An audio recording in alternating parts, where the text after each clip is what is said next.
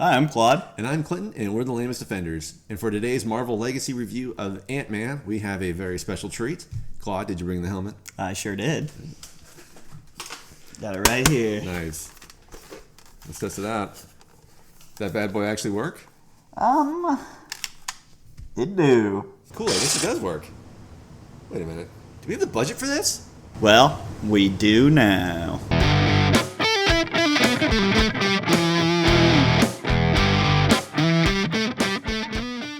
Hi, Thanos.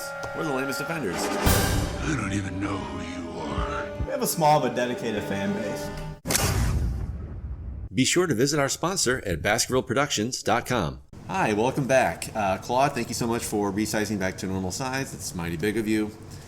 So the movie starts with Scott Lang, played by Paul Rudd, and he's basically let out of prison for basically doing like a Robin Hood kind of thing. And Right. Hank Pym wants to basically recruit him to steal the Yellow Jacket because the guy who created the Yellow Jacket is a bad guy.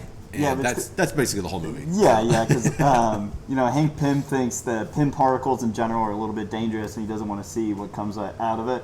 So that's why he's trying to stop Yellow Jacket doing his thing. Correct. Yep. Played by the guy from House of Cards, which I think was amazing in this movie. Well, yeah, his name is Corey Stoll. Yeah. And I loved him in House of Cards. Yeah. And I thought he was good in this one. I thought this would be a great jumping point for his career. Sadly, that didn't happen.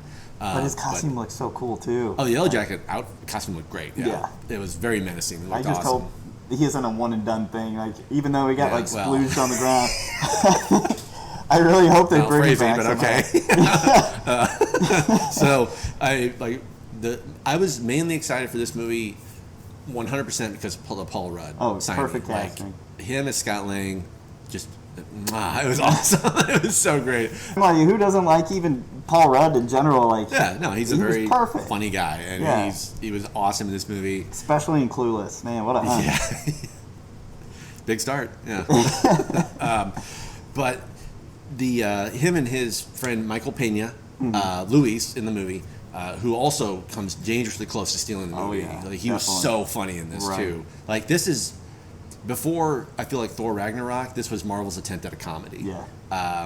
It was a Because very it's Ant-Man, it's kind of a stupid thing. yeah, it is. He's kind of a like, even when he says I'm Ant-Man, he's like, Oh, really? come on. Okay. Yeah. So it's definitely a lighter movie, and after Age of Ultron, that was definitely needed. Like, we needed but it's A palate also cleanser. yeah, it's Yeah. also the problem I have with Ant-Man, because of both Ant-Man movies they've released after Avengers movies, where I don't know about anyone else, but I'm kind of exhausted for a while after the Avengers movies. Like, I don't really want to have to run back to the theater and see another movie so quick. But they put these movies so close to Yeah. Avengers, it's just like, and it really takes away from it. So having rewatched Ant-Man again recently, really just like, oh yeah, this is a great movie. It just has such good story. Like, the story is just a heist. Right. This is Marvel's heist movie, and it's just fun. Like, I want him to be in Ocean's 15 or whatever they're on now. Oh, yeah. So.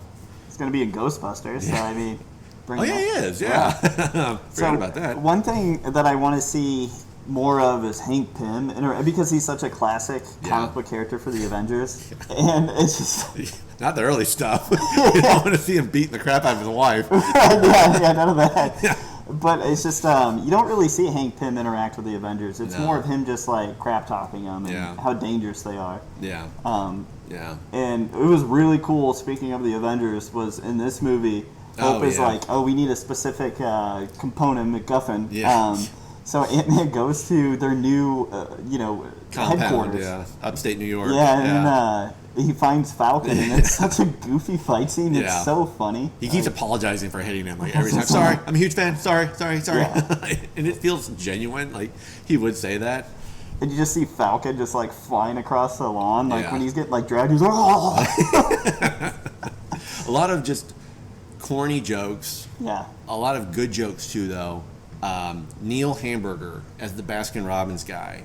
Ooh, forgot about that. He was in the movie for, 2 minutes. And also just, like, had some really good comedic actors in there. Baskin-Robbins always finds out, man. He's just a comedian, though. I mean, and it's just...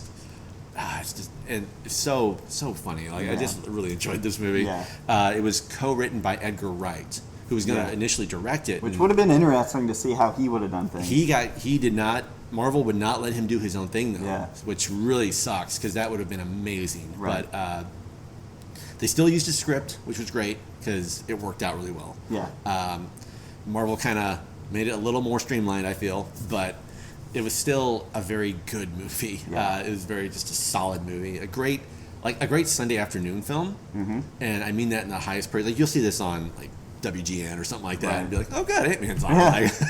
Cool. Well, there goes my afternoon. Yeah, exactly. So I totally agree with you. I think this is definitely one of my maybe not top 10 movies, but it's up there. I just love it. you like it so much you bought the helmet.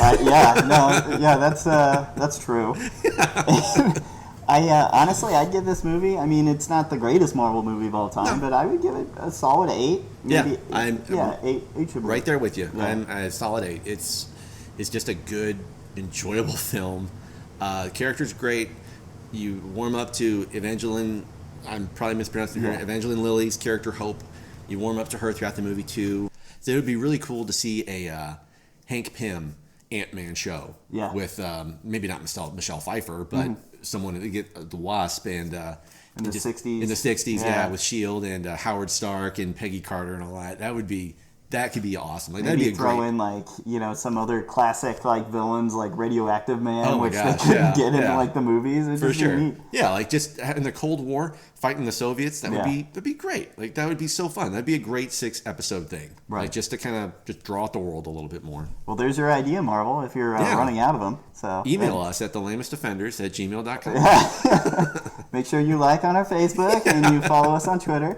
But that's pretty much our Ant-Man review. So the next one that we have coming up is Captain America: Civil War, which features this guy too. That's a heavy hitter. Yeah. So, but we'll catch you guys soon for that one. Thanks for watching. Thanks so much. Stay lame. See ya.